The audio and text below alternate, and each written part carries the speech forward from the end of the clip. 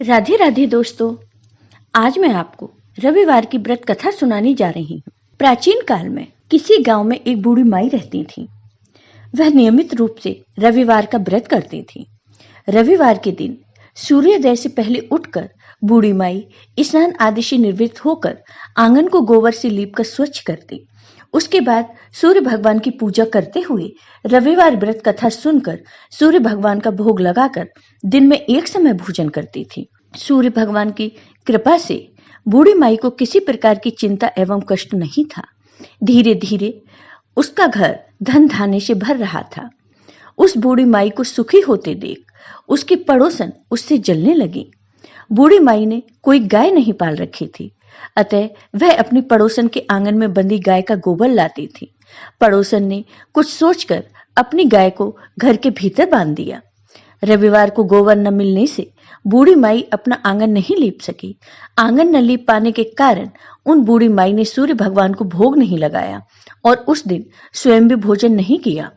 सूर्यास्त होने पर बूढ़ी माँ भूखी प्यासी सो गई। प्रातःकाल सूर्योदय से पूर्व उस बूढ़ी माई की आंख खुली तो उन्होंने अपने घर के आंगन में सुंदर गाय और बछड़े को देखा तो बूढ़ी माई उन्हें देखकर हैरान हो गई। गाय को आंगन में बांधकर उन्होंने जल्दी से उसे चारा लाकर खिलाया। पड़ोसन ने उस बूढ़ी माई के आंगन में बंधी सुंदर गाय और बछड़े को देखा तो वह उससे और अधिक जलने लगी। तभी गाय ने सोने का गोबर किया। गोबर को देखते ही पड़ोसन की आंखें फट गईं। पड़ोसन ने उस बूढ़ी माई को आसपास न पाकर तुरंत वह गोबर उठा लिया और अपने घर ले गई तथा अपनी गाय का गोबर वहां रख गई। सोने के गोबर से पड़ोसन कुछ ही दिनों में धनवान हो गई। गाय प्रतिदिन सूर्योदय से पूर्व सोने का गोबर किया करती थी और बूढ़ी माई के उठने से पहले पड़ोसन उस गोबर को उठाकर ले जाती थी। बहुत दिनों तक बूढ़ी माई को सोने के गोबर के बारे में कुछ पता ही नहीं चला। बूढ़ी माई पहले की तरह हर रविवार को भगवान सूर्य देव का व्रत करती रही और कथा सुनती रही। लेकिन सूर्य भगवान को जब पड़ोसन की चालाकी का पता चला तो उन्होंने तेज आंधी चलाई। आंधी का प्रकोप देखकर बूढ़ी माई ने गाय को घर के भीतर बांध दिया। सुबह उठकर बूढ़ी माई ने सोने का गोबर देखा तो उन्हें बहुत आश्चर्य हुआ। उस दिन के बाद बूढ़ी माई गाय को घर के भीतर बांधने लगी। सोने के गोबर से बूढ़ी माई कुछ ही दिन में बहुत धनी हो गई। उन बूढ़ी माई के धनी होने से पड़ोसन बुरी तरह जल भुनकर राख हो गई और उसने अपने पति को समझा बुझाकर उसी नगर के राजा के पास भेज दिया और बूढ़ी माँ के पास सोने का गोबर देने वाली गाय के बारे में बताया। राजा ने अपने सैनिक भेजकर बूढ़ी माई की गाय लाने का आदेश दिया। सैनिक बूढ़ी माई के घर पहुंचे। उस समय बूढ़ी माई सूर्य भगवान को भोग लगाकर स्वयं भोजन ग्रहण करने वाली थी। राजा के सैनिक जबरदस्ती गाय और बछड़े को महल की ओर ले चले। बूढ़ी माई ने प्रार्थना की, बहुत रोई चिल्लाई, लेकिन राजा के सैनिक नहीं माने। गाय व बछड़े के चले जाने से बूढ़ी माई को बहुत दुख हुआ।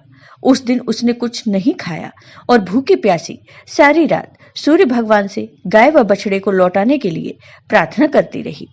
गाय देखकर राजा बहुत खुश हुआ। सुबह जब राजा ने सोने का गोबर देखा तो उनके आश्चर्य का ठिकाना न रहा।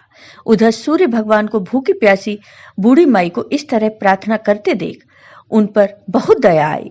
उसी रात सूर्य भगवान ने राजा को स्वप्न में कहा, हे राजन, उन बूढ़ी माई की गाय व बछड़ा तुरंत लौटा दो, नहीं तो तुम पर विपत्तियों का पहाड़ टूट पड़ेगा, तुम्हारा महल नष्ट हो जाएगा।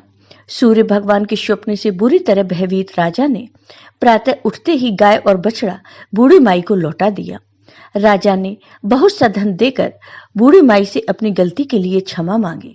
राजा ने पड़ोसन और उसके पति को उनकी इस दुष्टता के लिए दंड दिया।